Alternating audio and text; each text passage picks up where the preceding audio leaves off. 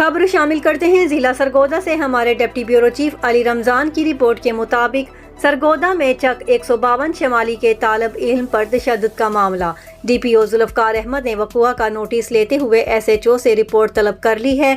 SHO थाना शाह तगधड़ ने मदई मोहम्मद अफजल जो कि इस तालिब इल्म का वालिद है दरख्वास्त पर फौरी मुकदमा दर्ज करके मरकजी मुल्जिम साद को गिरफ्तार किया है।